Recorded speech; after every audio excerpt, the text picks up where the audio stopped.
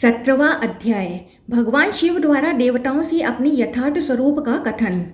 सनत कुमार बोले, हे देवगणों में श्रेष्ठ, आपके वचनामृत का बार बार पान करके भी उसे सुनते हुए मुझे तृप्ति नहीं हो रही है।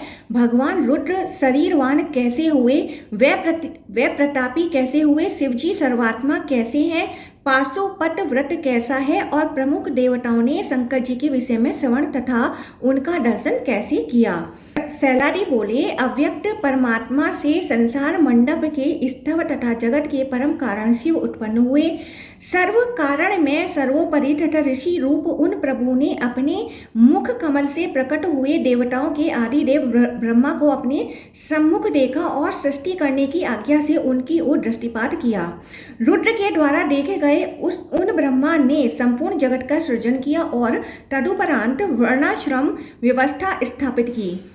इसके बाद उन विराट ने यज्ञ हेतु सोम की सृष्टि की। पुनः उस सोम से ये सब चरु, अग्नि, यज्ञ, वज्रपाणी, इंद्र, श्रीयुक्त, नारायण, विष्णु आदि उत्पन्न हुए। इस प्रकार संपूर्ण जगत सोममय हो गया। तब वे समस्त देवगण रुद्राध्याय से भगवान रुद्र की स्तुति करने लगे। वे प्रभु महेश्वर इन देवताओं का ज्ञान अपहृत करके प्रसन्न मुख होकर इनके मध्य स्थित हो गए। तत्पश्चात देवताओं ने भगवान शंकर से पूछा, आप कौन हैं? तब भगवान रुद्र ने कहा, हे श्रेष्ठ देवगण, मैं एक पुरातन पुरुष हूँ। सर्वप्रथम मैं ही था, अब भी हूँ और भविष्य में भी रहूंगा। इस लोक में मुझसे बढ़कर अन्य कोई नहीं है। हे श्रेष्ठ देवताओं, अन्य कुछ भी मुझसे भिन्न नहीं है। मैं नित्य हूँ तथा अनित्य भी हूँ। मैं पापशून्य ब्रह्मा तथा ब्राह्मण स्पति वेदों का पालक हूँ। मैं पूर्व आदि दिशाएं तथा आग्नेय आदि विदिशाएं भी हूँ। मैं प्रकृति हूँ और पुरुष भी हूँ। मैं त्रिष्टुप जगति और अनुष्टुप छंद हूँ। मैं छंद राशि से परिपूर्ण हूँ। मैं कल्याण स्वरूप सत्य रूप सर्वगामी शांत त्रेता अग्नि ग्रहपत्य दक्षिणाग्नि आह्वनीय रूप गौरव और हितोपदेशक हूँ। मैं पृथ्वी रूप हूँ। मैं गहर गुहा रूप तथा आनंद वन आदि में सदा प्रत्यक्ष रहने वाला हूँ। मैं समस्त तत्वों में ज्येष्ठ तथा वरिष्ठ हूँ। मैं समुद्र रूप हूँ। भगवान शिव कहते हैं, मैं जल हूँ, मैं तेज हूँ और मैं परिष्कृत यज्ञ भूमि रूप भी हूँ। मैं ऋग्वेद, यजुर्वेद तथा सामवेद हूँ। मैं आकाश रूप हूँ। मैं अंगिर रसों में श्रेष्ठ अथर्व मंत्र चतुर्वेद रूप हूँ। मैं महाभारत आदि इतिहास पुराण तथा कल्प कर्म प्रयोग रचना हूँ। मैं कल्पना भी हूँ। मैं अक्षर कूटस्थ रूप तथा क्षर नाशवान हूँ। मैं शांति, धैर्य, शांति तथा क्षमा हूँ। मैं सभी वेदों में गुहा संवृत रूप हूँ। मैं सबसे श्रेष्ठ हूँ। मैं अजन्मा भी हूँ। मैं पवित्र हृदय कमल रूप हूँ। मैं उसका मध्य भाग हूँ तथा उससे पर भी हूँ। मैं बाहर हूँ, भीतर हूँ तथा समक्ष भी हूँ। मैं शाश्वत हूँ। मैं ज्योति हूँ तथा अंधकार भी हूँ। मैं ब्रह्मा, विष्णु तथा महेश्वर हूँ। बुद्धि, अहंकार, तन्मात्राएं तथा इंद्रियां मैं ही हूँ। हे श्रेष्ठ देवगण, इस प्रकार जो मुझ विश्वरूप को जानता है वही सर्वज्ञ है, सर्वात्मा है और वह परमेश्वर रूप हो जाता है। हे श्रेष्ठ देवगण, मैं वाणी को वेदों से, सभी ब्राह्मणों तथा हवियों को ब्राह्मण्य से, आयु को आयु से, सत्य को सत्य से, धर्म को धर्म से और अन्य सब को अपने तेज से तृप्त करता हूँ। ऐसा कहकर भगवान वहीं अंतर्धान हो गए। तदंतर जब इन देवताओं ने परम कारण रूप रुद्र को नहीं देखा, तब वे उन परमात्मा शंकर का ध्यान करने लगे। नारायण, विष्णु तथा इंद्र सहित से भी सभी देवता और मुनिगण ऊपर की ओर हाथ उठाकर कल्याणकारी रुद्र की स्तुति करने लगे। इस प्रकार श्रीलिंग महापुराण के अंतर्गत उत्तर भाग में शिव महात्म वर्णन नामक 17वां अध्याय पूर्ण हुआ। 18वां अध्याय। देवताओं द्वारा भगवान महेश्वर की स्तुति। देवता बोले, जो ये भगवान रुद्र हैं वह ही ब्रह्मा, विष्णु, महेश्वर, कार्तिकेय, इंद्र, 14 भुवन, दोनों अश्विनी कुमार, सभी ग्रह, तारा, नक्षत्र, आकाश तथा दिशाएं हैं। समस्त प्राणी, सूर्य, चंद्रमा, 8 ग्रह, प्राण, काल, यम, मृत्यु तथा मोक्ष रूप वे परमेश्वर ही हैं। पूर्वकालिक विश्व, उत्पद्यमान संपूर्ण संसार, आगे होने वाले जगत और वर्तमान कालिक सभी पदार्थ, ये सब वास्तव में महेश्वर ही हैं। उन्हें बार बार नमस्कार है। आदि तथा अंत में आप ही प्रादुर्भूत हुए। आप भूभुवः स्वः तीनों व्यात्या स्वरूप हैं। आप विश्वरूप हैं तथा सदा जगत के शीर्ष हैं। आप अद्वितीय हैं। आप प्रकृति, पुरुष, द्विधा रूप हैं तथा ब्रह्मा विष्णु महेश त्रिधा रूप ब्रह्मा हैं। आप सबके आधार तथा देवताओं के ईश्वर हैं। शांति पुष्टि तथा तुष्टि आप ही हैं। हुट अहुट विश्व अविश्व दत्त अदत्त कृत अकृत पर अपर प्रभु ईश्वर आप ही हैं। आप शंकर ही साधुओं तथा असाधुओं के आश्रय रूप ब्रह्मा हैं। हम उमा सहित सदाशिव के सौंदर्यामृत का अपनी नेत्रपुटों से पान करें, फलतः अर्धनारीश्वर भगवान शिव के दर्शन से मुक्त हो जाएं। शिव ज्योति को प्राप्त कर दिग्विजयी कामादि को हम नहीं जानते, क्योंकि हम शिवा आराध को ये काम क्रोध आदि शत्रु क्या करेंगे और मरण धर्मा इस शरीर आदि की मृत्यु या अमरता से भी क्या प्रयोजन। यह जगत शिव रूप है जो हितकारक दिव्य नाश रहित सूक्ष्म तथा शाश्वत है।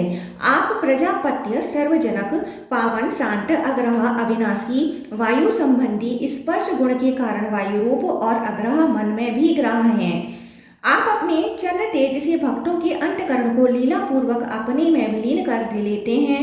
महत्व तत्व को भी अपना ग्रास बना लेने वाले अपसनहर्ता उन भगवान सूली को नमस्कार है। हृदय देश में विराजमान तीनों मात्राएं तथा सभी देवता हृदय के अधिकरण प्राणों में प्रतिष्ठित हैं। जो प्राण रूप आप सबके हृदय में नित्य विराजमान है, वह नाद नामक अर्धमात्रा रूप आप ही हैं। उत्तरवर्ती सिर स्थानीय आकार, दक्षिणावर्ती पाद स्थानीय मकार, मध्यवर्ती मध्यस्थ उकार, यह उत्तरवर्ती आकार से संश्लिष्ट जो साक्षात ओमकार है वह सनातन शिव ही है। यहाँ जो ओम है वही प्रणव सर्वव्यापी है, सबको व्याप्त करके रहता है।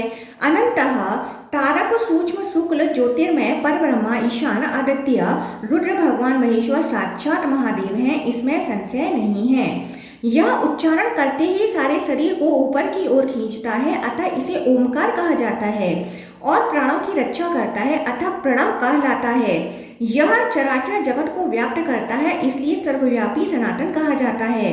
ब्रह्मा षडेश्वर्यवान हरि तथा अन्य इंद्रादि भी इसके आदि और अंत को न पा सके, अतः इन परम कारण रुद्र को अनंत कहा जाता है। ये संसार में तारते हैं, अतः तार कहे जाते हैं। सदा सूक्ष्म रूप से सभी शरीरों में रहते हैं, अतः भगवान नील लोहित सूक्ष्म कहलाते हैं। नील और लोहित रूप प्रधान और पुरुष के संयोग से इन सदाशिव का शुक्रांश स्कंदित होता है और परम स्थान को प्राप्त होता है, अतः ये शुक्र कहे जाते हैं। ये दीप्ति प्रदान करते हैं, अतः वैद्युत कहे जाते हैं। ये शिव पर तथा अपर ऐहिक तथा आमुष्मिक रूपों का वर्धन तथा पोषण करते हैं, अतः वर्धन तथा पोषण गुण युक्त होने के कारण पर ब्रह्मा कहे गए हैं। ये भगवान परमेश्वर स्वजातीय विजातीय तथा स्वगत भेद शून्य होने के कारण अद्वितीय एक हैं तथा तुरीय भी हैं। इंद्र आदि प्रमुख देवता इन शिव को इस जगत का स्वामी, देवताओं का चक्षु स्वरूप तथा सभी का नित्य नियंता कहते हैं। ये सभी विद्वाओं के स्वामी हैं, अतः ईशान कहे जाते हैं। ये देवदेव महेश्वर महादेव स्वेच्छा से सभी भावों को देखते हैं, अपना अवबोध कराते हैं और स्वयं योग की प्राप्ति कराते हैं, अतः वे भगवान कहे जाते हैं। ये महेश्वर अपनी लीला से ही क्रम से सभी लोगों को अपने में लीन करते हैं, उनकी सृष्टि करते हैं तथा उनका पालन भी करते हैं। ये ही शिव विश्वरूप होकर क्रीड़ा करते हुए सभी दिशाओं के रूप में स्थित होते हैं। ये अनादि सिद्ध देव ब्रह्मांड के उदर में प्रविष्ट होकर स्वयं उत्पन्न होते हैं और आगे भी उत्पन्न होंगे। ये जीवों ये सभी कालों को व्याप्त करके स्थित रहते हैं। अतः सज्जनों को इन अविनाशी प्रभु की प्रयत्न पूर्वक उपासना करनी चाहिए। इनका वर्णन करने में असमर्थ होने के कारण तत्व निरूपण किए बिना ही मन सहित वाणी लौट आती है।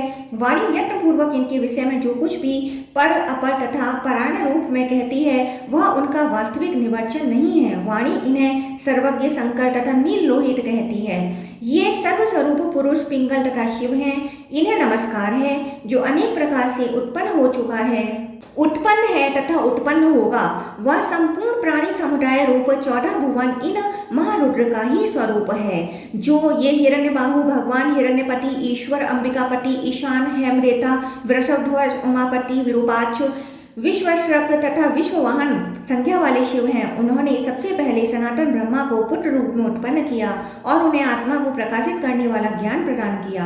जो धीर पुरुष इन अद्वितीय पुरुष बहुतों के द्वारा आवाहन किए जाने वाले, बहुतों के द्वारा स्तुत होने वाले, हृदय के मध्य में बाल के अग्रभाग के समान सूक्ष्म रूप से विराजमान विश्वेश्वर देव अग्नि रूप तथा सर्वश्रेष्ठ रुद्र को अपने में स्थित देखते हैं, उन्हीं को शाश्वत शांति प्राप्त होती है, अन्य लोगों को नहीं। जो महान से भी महान है, अणु से भी सूक्ष्म है तथा अव्यय है, वह महेश्वर प्राणियों की हृदय रूपी गुहा में आत्म रूप से स्थित है। कमल पर स्थित रहने वाले वह शिव इस विश्व के आलयभूत होते हुए भी प्राणियों के हृदय में स्वयं विद्यमान रहते हैं और उस हृदय कमल में स्थित जो अयोग्यों के लिए दुर्गेय हृदयाकाश है, उसके भीतर तथा बाहर अग्नि शिखा की भांति विराजमान है। उस अग्नि शिखा में भी बालाग्र के समान सूक्ष्म जो देहर संज्ञक आकाश है, उसके मध्य में रड परम कारण रूप सत्य ब्रह्मा रूप महादेव पुरुष अर्धनारीश्वर उर्वरेता ईशान त्रिनेत्र तथा अजोद्भव परमेश्वर ओमकार रूप में स्थित हैं। एक अथवा अनेक रूपों वाले यह ईश्वर भिन्न भिन्न योनियों में प्रवेश करते हैं, जिसके फल स्वरूप वे अन्नमय आदि पंचविधि देह ग्रहण करते हैं। उन पुरातन ईशान को जो धीर पुरुष देखते हैं, उन्हें शांति प्राप्त होती है। वह शिव प्राणों के भीतर स्थित है, उन्हें मन का स्वरूप कहा गया है, जिसमें क्रोध तृष्णा क्षमा आदि विद्यमान रहते हैं। भव बंधन के हेतु के मूल कारणभूत तृष्णा का छेदन करके उसे रुद्र में स्थापित करके बुद्धि के द्वारा उनका चिंतन करना चाहिए।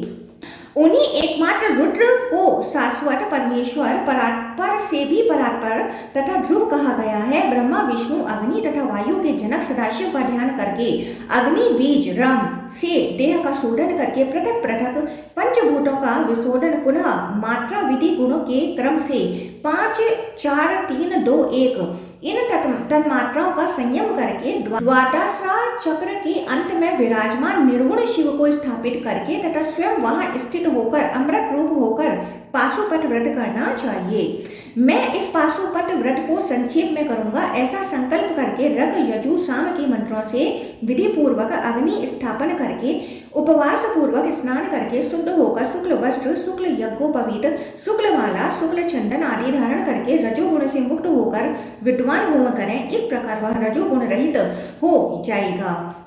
शिव की इच्छा से मेरे प्राण आदि पांचों वायु शुद्ध हो। वाणी मन पाद कान जीवा प्राण बुद्धि सिर हाथ पार्श्वभाग पृष्ठभाग उदर दोनों जांघें शिशन जनेन्द्रियम गुदा मेड़ त्वचा मांस रुधिर मेद अस्थियां शब्द स्पर्श रूप रस गंध पृथ्वी आदि पंच महाभूत तथा देह में स्थित मेद आदि शुद्ध हो। अन्न प्राण मन तथा ज्ञान शुद्ध हो। इस प्रकार यथाक्रम आज्य घृत समिधा तथा चरु से विरजा होम करके रुद्राग्नि का उपसंहरण कर यत्न पूर्वक अग्नि रीति मंत्र से भस्म ग्रहण कर उसे मल करके बुद्धिमान को अंगों में लगाना चाहिए। यह दिव्य पाशुपत व्रत बंधन से मुक्ति दिलाने वाला और ब्राह्मणों क्षत्रियों वैश्यों विशेष रूप से योग्य अदुष्ट तथा अपतित यतियों वानप्रस्थ आश्रम में स्थित रहने वालों सत्पुरुष गृहस्थों तथा ब्रह्मचारियों के लिए हितकर कहा गया है। इस प्रकार विरजा दीक्षा सहित भस्म धारण करने से मुक्ति होती है। ऐसा जानकर अग्नि रीति इत्यादि मंत्र से अग्निहोत्र के भस्म को ग्रहण करके उसे मल कर अंगों में धारण करना चाहिए। ऐसा करने वाला विप्र भी पाशुपत हो जाता है। भस्म से अनुलिप्त विद्वान द्विज महापापों से होने वाले दोषों से शीघ्र मुक्त हो जाता है, इसमें संदेह नहीं है। चूंकि अग्नि का भस्म वीर तेज रूप होता है, अतः भस्म धारण करने वाला वीरवान तेजस्वी होता है। भस्म स्नान परायण भस्मसायी तथा जितेंद्रिय विप्र सभी पापों से मुक्त होकर शिव सायुज्य प्राप्त करता है। अतः बुद्धिमान को चाहिए कि अंगों में विभूति भस्म धारण करने वालों की पूजा करें। उनके प्रति रे अथवा तुम शब्द नहीं बोलना चाहिए। हे वरानने, ये देवेश शिव सहन नहीं करते हैं। ऐसा कहने वाले चाहे ब्रह्मा विष्णु अथवा भस्मधारी मेरे पुत्र गणेश ही क्यों ना हो। जो कुछ भी उन पाशुपत व्रत करने वालों के विरुद्ध हो वह त्याज्य है। जो त्याग नहीं करता वह नरकांड वर्ण में जाता है। तपस्या आदि से रहित होते हुए भी जो गृहस्थ त्रिपुंड धारण नहीं करता है, उसके द्वारा की गई पूजा सत्कर्म क्रिया दान स्नान सब कुछ उसी भांति निष्फल होता है जैसे भस्म में डाली गई आहुति। अतः बुद्धिमान को सभी सत्कर्मों में त्रिपुंड धारण करना चाहिए। हे विषामते, इस प्रकार भस्म महात्मा कहकर स्वयं भस्म धारण किए हुए प्रभु भगवान ब्रह्मा भस्म धारण किए देवताओं के साथ शिव की स्तुति करके ध्यानानंद में मग्न होकर शांत हो गए। तदंतर उन देवताओं पर अनुग्रह करने के लिए पशुपति प्रभु महेश्वर गणों तथा पार्वती जी के साथ प्रकट हुए। इसके बाद वे देवता वहां उपस्थित सुरश्रेष्ठ सर्वेश्वर देवदेव उमापति रुद्र की रुद्राध्याय से स्तुति करने लगे। तब देव शत्रुओं का संहार करने वाले भगवान वृषभध्वज ने कृपापूर्ण दृष्टि से देवों को देखकर मैं देवताओं को वर प्रदान करने के लिए संतुष्ट हूँ, ऐसा कहा। इस प्रकार श्रीलिंग महापुराण के अंतर्गत उत्तर भाग में पाशुपत व्रत महात्म वर्णन नामक 18वां अध्याय पूर्ण हुआ। 19वां अध्याय देवताओं तथा मुनियों को सूर्य मंडल में उमा सहित नील लोहित पंचमुख सदाशिव के विराट स्वरूप का दर्शन होना और उनकी पूजा एवं स्तुति करना। सैलादी बोले, हे सनत कुमार, प्रसन्न मन वाले उन प्रभु वृषभध्वज शिव को प्रणाम करके हर्ष से रोमांचित शरीर वाले मुनियों तथा देवताओं ने उनसे पूछा। देवता बोले, हे भगवान, विजाति गण किस विधि से, कहाँ और किस रूप में आपका पूजन करें? हे शंकर, आप बताने की कृपा कीजिए। हे प्रभु, किस ब्राह्मण का आपकी पूजा में अधिकार है? हे देव, हे वृषभध्वज, क्षत्रियों, वैश्यों, स्त्रियों, शूद्रों, कुंड गौलक आदि वर्ण संकर लोगों को आपकी पूजा में किस प्रकार से अधिकार है? जगत के कल्याण के लिए हमें यह सब बताने का अनुग्रह करें। सूत जी बोले, उन देवताओं और मुनियों की भक्ति देखकर सूर्यमंडल में स्थित नील लोहित सदाशिव गंभीर वाणी में बोले। उस अवसर पर सभी देवताओं और मुनियों ने सामने देखा कि सृष्टि पालन तथा संहार करने वाले देव शिव सूर्यमंडल में उमा के साथ विराजमान है। करोड़ों विद्युत के समान उनकी प्रभा है। वे 8 भुजाओं, 4 मुखों तथा 12 नेत्रों से शोभा पा रहे हैं। वे बड़ी बड़ी भुजाओं से युक्त हैं। वे प्रभु आदि नारीश्वर रूप में हैं। वे जटा जूट रूप मुकुट धारण किए हुए हैं। वे सभी आभरणों से समन्वित हैं और रक्त वर्ण की माला, चंदन तथा वस्त्र धारण किए हुए हैं। उनका पूर्व मुख तत्पुरुष संज्ञक था, जो पीत वर्ण तथा प्रसन्नता से युक्त था। उनका अघोर नामक दक्षिणा मुख नीले अंजन के तुल्य विकराल दाढ़ों से युक्त अत्यंत उग्र ज्वाला समूह से समावृत रक्त वर्ण की दाढ़ी से युक्त और जटाओं से सुशोभित था। उत्तर दिशा में उनका वामदेव नामक मुख था, जो प्रवाल मणि के सदृश प्रभा से युक्त प्रसन्न वरदायक तथा विश्व रूप था। और उन काम रिपु भास्कर रूप शिव का पश्चिम मुख सगोजात नाम वाला था, जो गौ के दुग्ध के समान धवल सुंदर मुक्ता फल से युक्त, हारों से सुशोभित, तिलक से प्रकाशित तथा अत्यंत दिव्य था। उन्होंने आगे की ओर शिव के ही सदृश 4 मुखों वाले आदित्य को, पूर्व की ओर शिव सदृश चतुर्मुख भगवान भास्कर को, दक्षिण की ओर शिव तुल्य चतुर्मुख प्रभु भानु को और उत्तर की ओर शिव के ही समान चतुर्मुख रवि को देखा। इसी प्रकार उन देवताओं ने सूर्यमंडल की पूर्व दिशा में देवी विस्तारा को, दक्षिण में उत्तरा को, पश्चिम भाग में बोधनी को और उत्तर दिशा में एक मुख तथा 4 भुजाओं वाली अध्यानी को विराजमान देखा। सभी की पूज्य व शक्तियां सभी आभरणों से संपन्न थीं। देवताओं तथा मुनियों ने उनके दाहिनी ओर ब्रह्मा को और बाईं ओर जनार्दन विष्णु को देखा। उन्होंने ऋग्वेद, यजुर्वेद और सामवेद क्रम से ब्रह्मा, रुद्र तथा विष्णुमय रूप में 3 विग्रहों से सुशोभित सबके स्वामी वरद ईशान वरदायक परमेश्वर शिव को धर्म ज्ञान के आसन पर ब्रह्मासन में स्थित देखा। उन्होंने वैराग्य तथा ऐश्वर्य से सुशोभित विशाल तथा विमल आसन पर श्वेत कमल के मध्य में विराजमान सबके स्वामी देवताओं के आराध्य सर्वोपरि तथा सुखदायक शिव को दीप्ता आदि 9 शक्तियों से आवृत देखा। उन देवताओं और मुनियों ने प्रज्वलित अग्नि की शिखा के समान दीप्ता को, विद्युत प्रभा के समान शुभ सूक्ष्मा को, अग्नि शिखा के आकार वाली जया को, सुवर्ण के कांति सदृश प्रभा को, विद्रुम मूंगा के समान वर्ण वाली विभूति को, कमल सदृश विमला को, कमल की कर्णिका के रूप वाली अमोघा को, अनेक वर्णों वाली देवी विद्युत को, 4 मुखों और 4 वर्णों वाली देवी सर्वतोमुखी को, चंद्रमा को, मंगल को, बुद्धिमानों में श्रेष्ठ देव बुद्ध को, महान बुद्धि वाले बृहस्पति को, तेजो निधि शुक्र को और मंद गति वाले शनैश्चर को सदा उन शिव के चारों ओर स्थित देखा।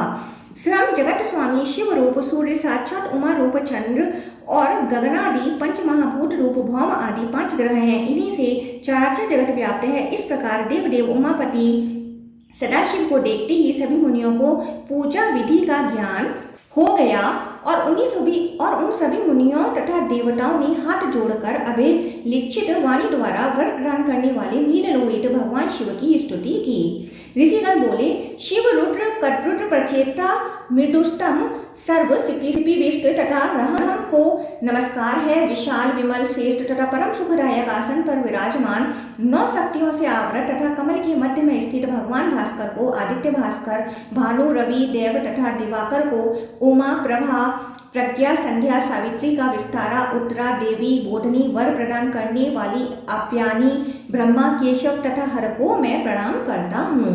विहित विधि से मंत्रों के द्वारा यथाक्रम सोम आदि का सम्यक पूजन करके मैं सूर्यमंडल में विराजमान सदाशिव आदिदेव भगवान शंकर का स्मरण करता हूँ। इंद्र आदि 8 दिक्पालों का, उनके अधिदेवताओं का, नारायण का, आदिदेव ब्रह्मा का, यथाक्रम पूर्व आदि 8 दिशाओं का, उर्व तथा अधा दिशाओं का और वज्र पद्म आदि का स्मरण करता हूँ। सिंदूर के समान वर्ण वाले मंडल युक्त सुवर्ण तथा हीरे के आभरणों से सुशोभित कमल सदृश नेत्रों वाले, कमल धारण करने वाले तथा ब्रह्मा, इंद्र, नारायण के भी कारण रूप सदाशिव को नमस्कार है। मैं सूर्य रथ को, 7 गुणों को, पराक्रमी अरुण को, वसंत आदि ऋतु क्रम से व्यवस्थित सप्तविध गणों को, वालखिल्य आदि ऋषियों को तथा मंद्य नामक असुरों के विनाश को स्मृति पथ पर लाता हूँ। हे देवदेव, तिल आदि विविध पदार्थों से अग्नि में हवन करके पुनः संपूर्ण कृत्य का समापन करके हृदय कमल के मध्य संस्थित आपके बिंब को मंडल से निकालकर मैं स्मरण करता हूँ। मैं क्रमशः आपके रक्त बिंबों का, पद्मों के समान निर्मल नेत्रों का, दाहिने हाथ में स्थित पद्म, बाएं हाथ में स्थित वरद मुद्रा का तथा शोभा संपन्न आभूषणों का स्मरण करता हूँ। मैं विकराल दाढ़ों वाले, विद्युत की कांति वाले दैत्यों के लिए भयकारक, ब्राह्मणों की रक्षा में संलग्न तथा मंडेय नामक राक्षस समुदाय की भर्त्सना करने वाले आपके दिव्य मुख का स्मरण करता हूँ। श्वेत वर्ण वाले चंद्रमा, अग्निवर्ण के तुल्य मंगल, धतूर वृक्ष के समान आभा वाले चंद्रपुत्र बुध, सुवर्ण की आभा वाले बृहस्पति, श्वेत वर्ण वाले शुक्र, अत्यंत कृष्ण वर्ण वाले शनि, इस प्रकार शनि पर्यंत सप्त ग्रह रूपात्मक सभी ग्रहों के परम कारण तथा दाहिने हाथ में अभय मुद्रा और बाएं हाथ की अपने उरु देश में स्थित करके वरद मुद्रा धारण करने वाले भास्कर रूप महादेव का स्मरण करता हूँ। पूर्ण चंद्रमा के समान वर्ण वाले तथा पुष्प गंध फैलाने वाले पवित्र जल से पूरित दृढ़ ताम्र पात्र को प्रकल्पित करके मैं आपको अर्घ्य प्रदान करता हूँ। हे भगवान, प्रसन्न होइए। ईश्वर, कपर्दी, रुद्र, विष्णु रूप, ब्रह्मा स्वरूप, सूर्य मूर्ति आप भगवान शिव को नमस्कार है। सूति जी बोले, हे ऋषिगण, इस प्रकार जो मनुष्य एक निष्ठ होकर सूर्य मंडल में भगवान शिव का विधि पूर्वक पूजन करके प्रातः, मध्याह्न तथा साय वेला में इस उत्तम श्लोक का पाठ करता है, वह शिव के साथ सायुज्य प्राप्त कर लेता है, इसमें संदेह नहीं है। इस प्रकार श्रीलिंग महापुराण के अंतर्गत उत्तर भाग में शिव पूजन वर्णन नामक 19वां अध्याय पूर्ण हुआ।